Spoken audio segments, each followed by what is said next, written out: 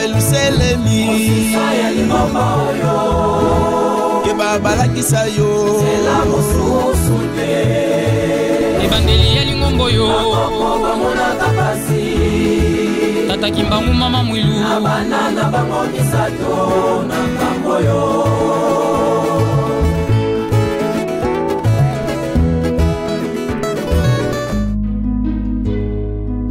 Na kombo tata mwana pe tata mulimo santo. Position na ngai ezali boye. Aéroport foi salam. Banque foi salam. Kura pio esa bakanisi eza nango ebele. Ba izini foi salam. Elakisi ke tisali tozosala po tokokisa makambo nyonso oza nango posa.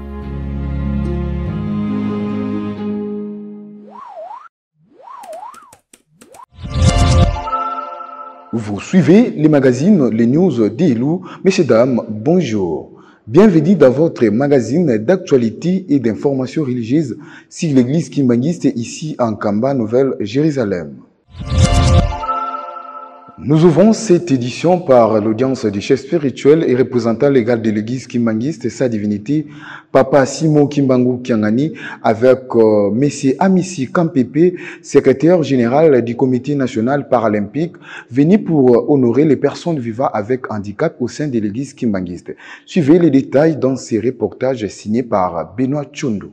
Les comités nationaux paralympiques de la République démocratique du Congo ont marqué leur présence à Kamba, Nouvelle-Jérusalem pour célébrer cette journée du 10 mai 2025. Au sein de l'église kimbangiste, du mai est dédié aux personnes vivant avec handicap. Au cours de ce qui était organisé dans le temple d'Nkamba, M. Billy Léon Kampempe Amis, secrétaire général de la dite association, a pris la parole. Devant sa divinité Papa Simon Kimbangu, qui a gagné chef spirituel de l'église kimbangiste, le secrétaire général a plaidé les situations dans les associations. Après 24 heures, cette délégation, conduite par le secrétaire général, a été reçue en audience par le chef spirituel de l'église kimbangiste dans sa résidence officielle. Après un long entretien avec le numéro 1 de l'église kimbangiste, au sorti de cette audience, M. Billy Leyo Kampempe, devant le micro de la radio-télévision kimbangiste, a tout dit. En fait, ezali fête nyonso esimbi ba personnes handicapées toza impliquées d'une manière ou d'une autre. Mais dans les cas d'espèce esengala kitoko maawa po to ndenge biso to encadrer ka ba sportif handicapé esengala équipe to ya kosala plaidoyer na biso par rapport à ndenge makambo ezotambola. Tozalaki na makambo mibale ya ko expliquer ya liboso etali nanu représentativité ya ba personnes handicapées na kati ya ba institution ya mibale ezalaki kota la soutien institutionnel pour na comité national paralympique na ba association Songolo Pakalao ya encadraka ba sportif handicapé nde makambo mibale to koyoka pe que na oyo aza considéré lokola fille aînée à comité national paralympique fédération congolaise de basket sur fauteuil a organisé championnat d'Afrique na mois d'octobre et sengala kipeto ya awa po tozwa ba directive spirituelle ndenge nini to kosangisa misala ya maboko na spiritualité tuka oyo to uti koyoka na kati tozwi ba conseil ya mutu ya makasi mokonzi ya lingomba lobi que po batu ba évoluer esengeli batika yiki c'est-à-dire que bakere luana ya décor to se focaliser beaucoup plus na essentiel au ezali développement ya bande konabiso ba handicapé à travers pratiques sportives. Notez que depuis le 10 mai 1992, que son éminence Papa Joseph Diangenda Kuntuma, tout premier chef spirituel de l'église kimbangiste, avait rassemblé les personnes vivant avec handicapés à Kinshasa. L'église kimbangiste a organisé un culte d'action de grâce au Saint-Temple d'Nkamba ce 17 mai 2025 en mémoire de tous les vaillants soldats de la République démocratique du Congo. Cette date du 17 mai marque la chute du régime impérial de Mobutu et l'arrivée d'un nouveau pouvoir de Laurent-Désiré Kabila. Depuis 2019, cette journée est désormais dédiée aux vaillants soldats de la République démocratique du Congo, en reconnaissance de leur sacrifice au profit de la nation. À cette occasion, l'église kimbangiste a organisé un culte d'action de grâce en reconnaissance de nos vaillants soldats pour leur sacrifice au profit de la nation. Le conseiller direct du chef spirituel, Papa André Mbeza Kiangani, n'a pas manqué un mot pour cette journée. Tokotiaka mabondeli to libondeli liboso na makambo nyonso na lingomba tata Molimo Santu. Bapapa batei biso ezala likambo ya esengo to ya mpasi na tango ezwiyo cha libondeli liboso. Soki ezali likambo ya esengo yango nde eko protéger likambo na yo wana ezala ya kobunga lisusu te na ntango otie na libondeli. Ezala ya mpasi ntango otie libondeli ata na solution te, ata Nzambe akopesa yo solution mpe akolakisa yo nzela nini okoki kolanda po ete mpasi oza nango ekoka kosila. Yango emonani lelo le 17 mai oyo elekaka na 1997. Yango nde tozali kofete na mokwelo ya lelo oyo prière de grâce oyo tokoyo koza mokola lelo awa na kati na Yerusalemi. Tata Molimo Santu azali kosenga nde kinia po na mokolo wana na ntango ya 1997 toyebi ndenge nini ezalelaka biso na bandimi likambo nyonso tokokimbelaka epai ya tata mokonzi ya bule, tokimbelaka epai ya papa Mfuma Mbanza, papa Lialunga na Kiangani o na ntango wana ye azalaki nde mokonzi ya bule. Kolango ekutaka ye na Kinshasa, bandimi tokendaki kotuna tokosala nini eyano ya papa Mfuma Mbanza tokota beko wana kutu mokolango ekokani nanu te. Ye na le 14 mai asengi beko na lingomba mobimba na mokili mobimba de beko esalamaka te ndenge pe monanaka ete na mokolango surtout na ville ya Kinshasa ke makambo nyonso elekaka na kinia nini makasi na mabondeli. Par ailleurs, il faut noter que cette date est commémorée en mémoire de nos forces armées de la République démocratique du Congo depuis 2019.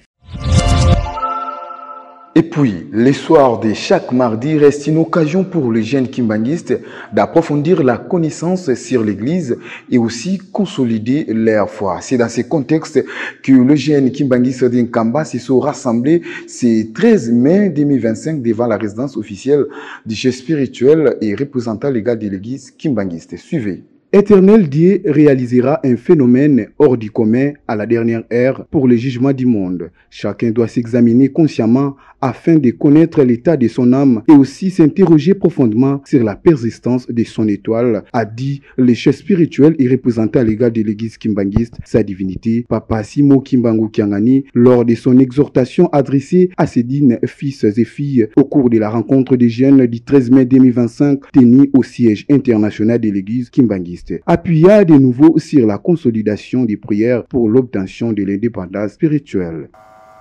Elonga makasi nde mutu na mutu abatela elembo na ye. Bilembo oyo tobatela na ntango wana Nzambe alobaki ete akosala likambo na mokili banda mokili esalamaka na emonani te. Ezali bongo yo bongo te. yango ya biso tobatela bilembo na biso mpo mokolo yango tobika. Soki oza na elembo na ye te oyo kobika ekozala te. Ya mibale tolobaki mokolo yanga lipanda ya molimo eyebi eya te.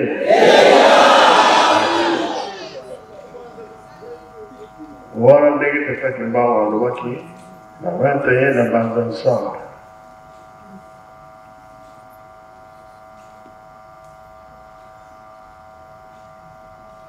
makambo nyonso alobaki na bango nzambe eza kozela biso tala mokili ndenge elingani eke tokomi pembeni likambo ekatana banzembo ya mawa kozala lisusu te pasi mpe kozala lisusu te me elembo kaka. Œuvrons avec toute sincérité au sein de cette église. C'est le message de son conseiller direct en charge de l'économie et développement, Papa André Mbenza Kiangani.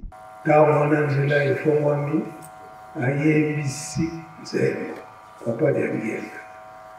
Si Luanzami, Bukansila, Atela Masa, Salu, Yamu Zanzami.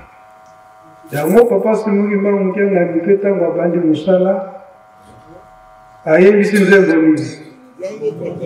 Yamu, you know, at our press, what are the archive, and Mobembo Yasuka, ya Papa Fumalongo, what I get about him.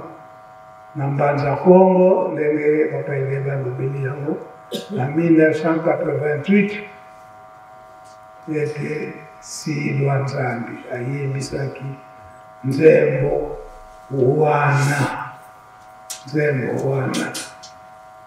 yango, papa Simugimba Mkiangani, na l'an 2001 wana, le 12 octobre, ebandeli apesinzembo silanza kino lelo yangoza koyema ezabo yete wana bilake kokanite.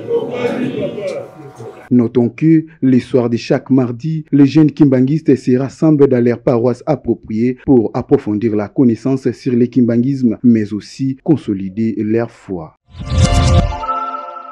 Dans le cadre des préparatifs des festivités du 25 mai 2025, la vraie date de naissance du Seigneur Jésus-Christ, l'église kimbanguiste a organisé ce 16 mai 2025 dans son siège international un sacrifice de prière pouvant permettre le bon climat au déroulement de ces festivités. Reportage. L'église kimbanguiste s'implique à restaurer la paix sur toute l'étendue du monde en général et la République démocratique du Congo dans sa partie est en particulier. Le vendredi de chaque semaine pour les kimbanguistes est consacré à la prière. Sur cette lancée que les fidèles croyants d'Nkamba se sont sacrifiés ce 16 mai 2025 au berceau du kimbanguisme. Implorez la paix durable pour tout l'univers et purifiez-vous afin d'accueillir le Fils de Dieu, Papa Dialungana Kiangani Salomon, qui naîtra le 25 mai 2025. Tel a été le thème de ces sacrifices placés sous la houlette du conseiller direct du chef spirituel, Papa André Mbenza Kiangani. Papa Dialungana naza kobota mapwete abikisa mokili mobimba. Ayo kokuta biso mitema petwa. Yango wana kozala motema petwa to mipesa mingi na mabondeli. Makambo tokende kobondela nde yango ana nkolo Yesu. Abota mane mitema na biso. Biso totika masumu.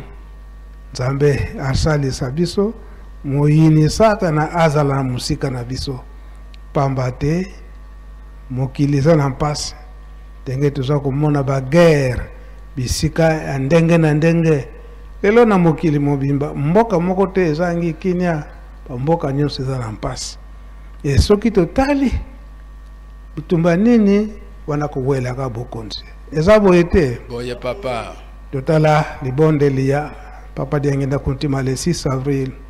Makila na bato ezali kosopana pona nini? Kozanga mutambusi. Wana kowela bokonzi makambo nyonso wana yango nde tokotia na mabondeli.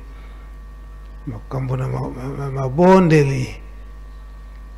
Tata Nzambe akota na mitema batambolisi ya mokili mobimba bazala na koyoka na ndenge Papa Diangenda asengelaka yango poete mokili ezwa kinia ebongo na lingomba kinia ezali ezate papa likamba liboso nini kowela na kaka papa kowela na kaka bokonzi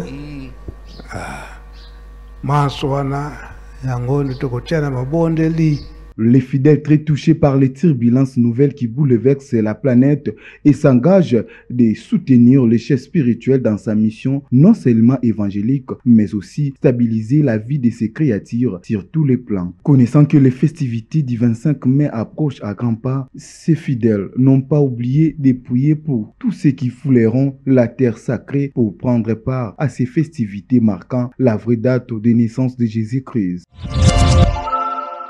18 mai 1921, date où la première chanson kimbangiste a été inspirée par Messier Jean Moukoko, et depuis 2011, cette journée a été dédiée à tous les inspirés kimbangistes. Et cette année 2025, ils ont fait une montée massive au berceau du kimbangisme. Suivez les détails dans ces reportages. Depuis le 18 mai 1921, que la première chanson Amakisa Mandungini a été inspirée par M. Jean Moukoko, et aujourd'hui, l'église kimbangiste a plus de 20 000 chansons, de louanges, des prières et des chansons prémonitoires. Cette date du 18 mai est dédiée à tous les inspirés kimbangistes pour monter en Kamba, contribuer à la construction de la nouvelle Jérusalem. Et cette année, ces inspirés ont fait une montée massive au siège international de l'église kimbangiste et ont organisé une marche joyeuse à la première journée de ces festivités devant la résidence officielle du chef spirituel qui était leur point de chute.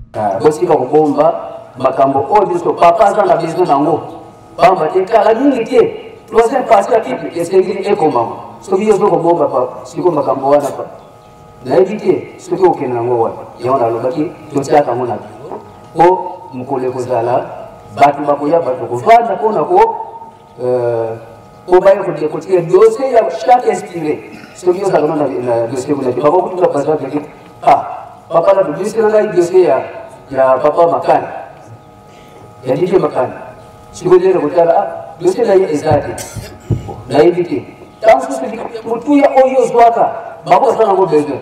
Mais il y a aussi la négligence, tout le lendo, au moins, il y a eu pour le musique.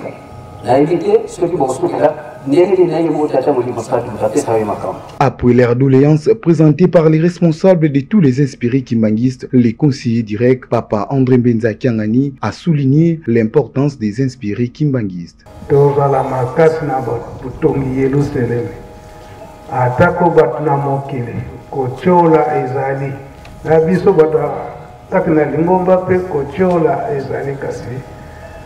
Tolanda makambo nyonso wana te biso tozali kolanda to tata molimo santo papa Simon Kimbangu Kiangani azali kolanda malako nyonso batata ndenge batikelaki yango mokokisi yango yabilaka nani papa Simon Kimbangu Kiangani Lucifer ndoko nini epesaka ye kanda Molimo Monsanto, hein? Qu'elle n'est pas le Monsanto, jamais. Il y a un sucre, on va vendre papa Yangenda. Satan a connu la carte. Biso va inspirer tous à la pembeli à Molimo Monsanto. Tolandi. Tous à la maillère nesika. On a yémo à l'objet tous à la maillère. Fumambanda yémo comme ça. Longwanga ngo. Il faut retenir que cette association des inspirés kimbangistes totalise le 14e année depuis que cette date du 18 mai les a été dédiée. Et puis, après la marche joyeuse organisée par les inspirés kimbangistes ce 18 mai 2025, il s'est tenu encore un culte au Saint-Temple d'Inkamba. Suivez l'exhortation du chef spirituel et représentant légal de l'église kimbangiste, sa divinité Papa Simon Kimbangu Kiangani, adressée à tous les inspirés kimbangistes à travers le monde.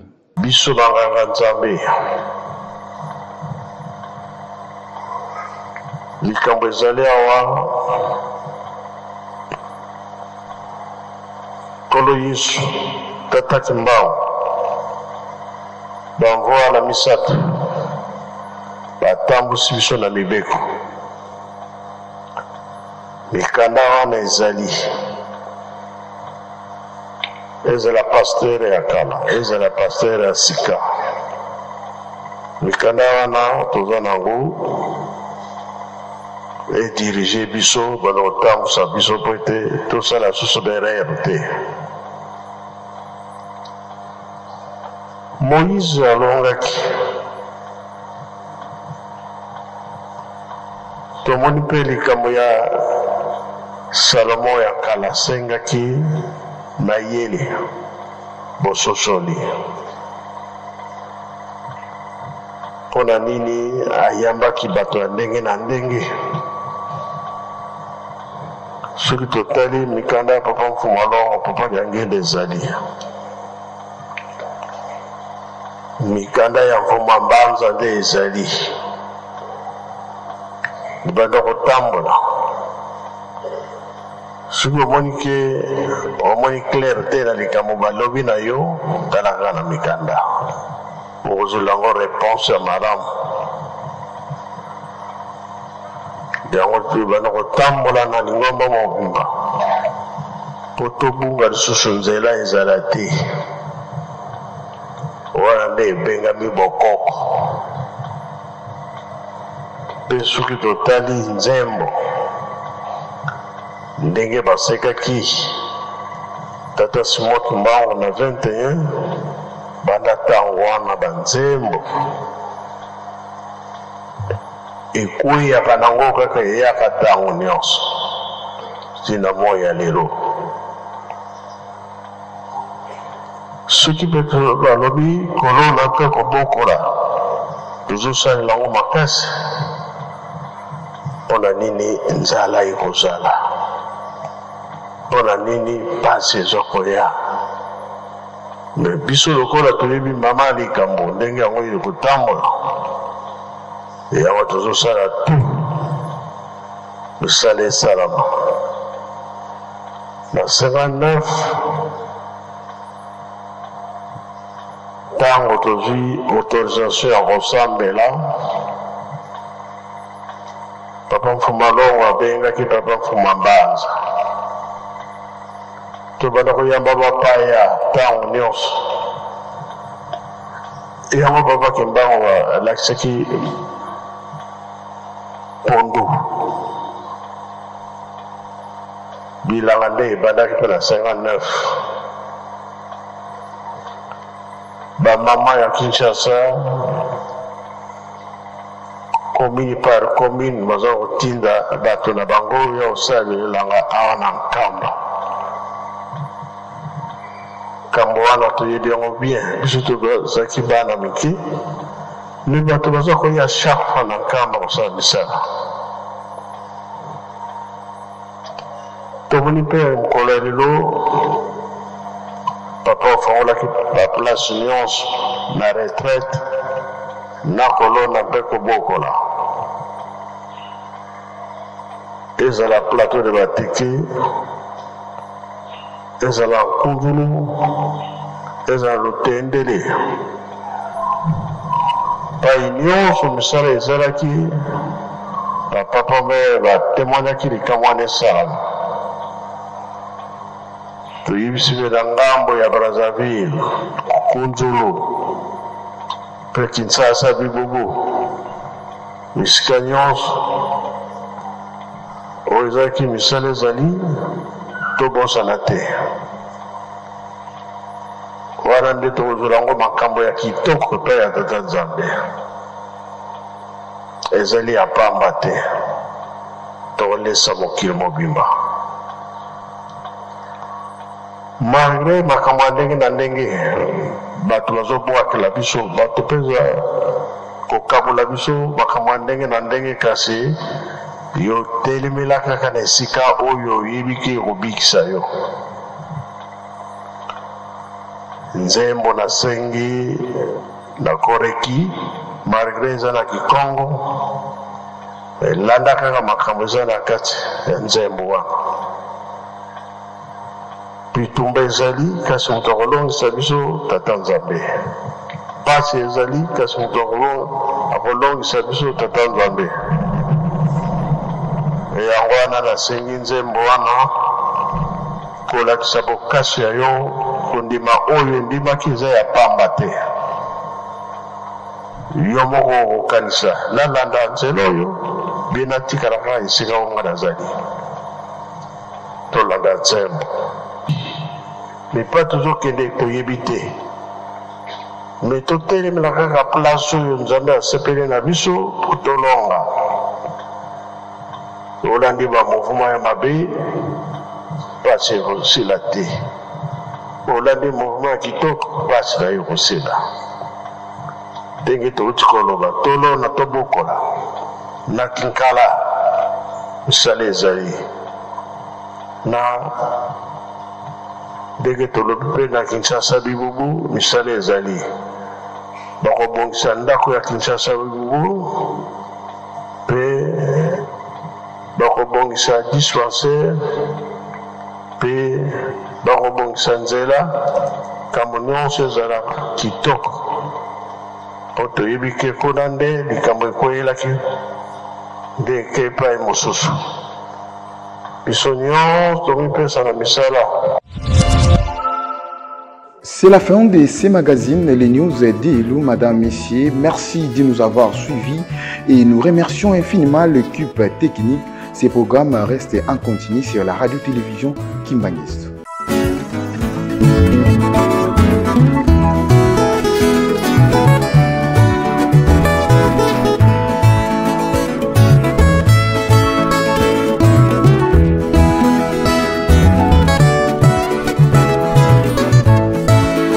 Eluselemi Keba balakisa yo Sela mususu te Ebandeli ya lingombo yo Akoba mona kapasi Tata Kimbangu mama mwilu Abanana bango misato